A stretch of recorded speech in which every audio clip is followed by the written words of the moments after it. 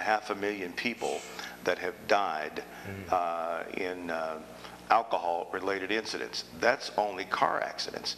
That doesn't reflect at all the problems related to marriages, family, child abuse, the effect upon our economy because workers who are addicted to alcohol or come into the workplace drunk, they are having an unbelievable impact even on our economy. And so now here's one of the issues that many people bring up in our city, and I think probably in the other areas. Well, we want the taxes to stay in London. We want the money to stay in London. We don't want people driving to another location and all the tax revenue going to these other communities. But I've spoken to several of our city officials to see, is this really, is this a reality? Are we going to lose a lot of, are we losing revenue to other communities? Speaking yesterday to one of our county officials, he said, this is just not accurate.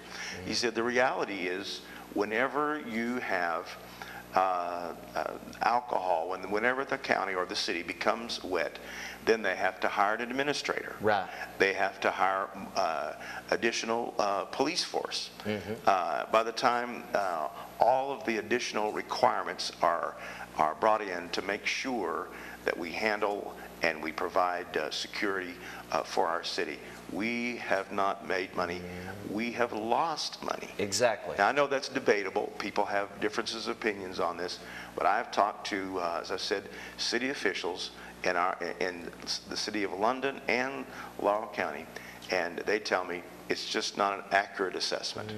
And you know, this is such a serious topic, and that's why we as the local and community issues and answers want to reach out to the community, and this radio station, this TV station want to reach out to this community and plead with you to do the right thing.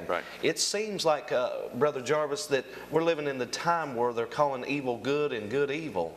You know, they're trying to outlaw everything about Christianity, but they're trying to legalize drugs, legalize alcohol sales and gambling and things of that nature. Certainly.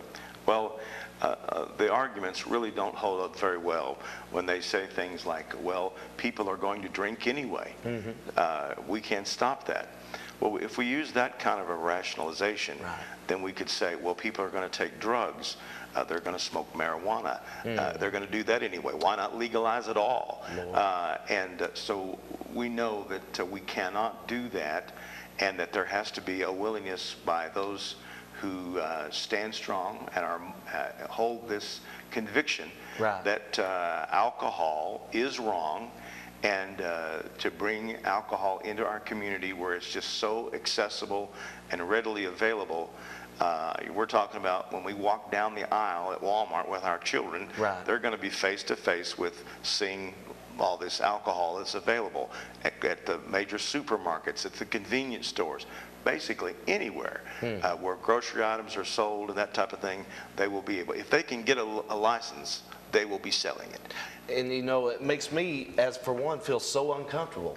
Because, you know, I won't even go into a restaurant where they serve alcohol and things like that, because, you know, it would condemn me, you know, and we as God's people need to stand up and let our voices be heard. You know, not too long ago, Manchester became a packing house, you know, and now they're trying to vote it back in Barberville, Williamsburg, and just all the surrounding areas.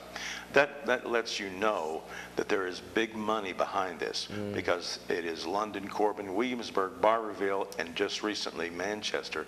So the whole region is being targeted, and because really their motivation is they want to make money. That's what the county official in Laurel County that I spoke to yesterday said. He said, this is not going to bring revenue into London City. This is going to be money made only by the vendors who sell alcohol. They are the ones who are going to make money. And so they're going to make money, and the families, our economy, jobs, the entire community is going to pay the price for it in a moral decline. Now people say, yeah, but all over, you know, we go to major cities, Lexington, Cincinnati, and there's been liquor there for years, but There's many people who move to these smaller cities because they like the fact that there is more of a level of morality and conviction, and just the simplicity of a smaller hometown. Right. And to bring in these other vices will just do great damage to the City of London, to the City of Corbin, and these other communities that we've been talking about. You know, it's a proven fact that violence and crime goes on the rise. Absolutely. And one of the most heartrending is abuse in families. Oh, yes. Children who are abused by parents or other family members because they are under the influence of alcohol. And this is not just something that just happens every once in a while. Exactly. This is a very common thing. Even in the City of London, what we've seen in just recent weeks with major news stories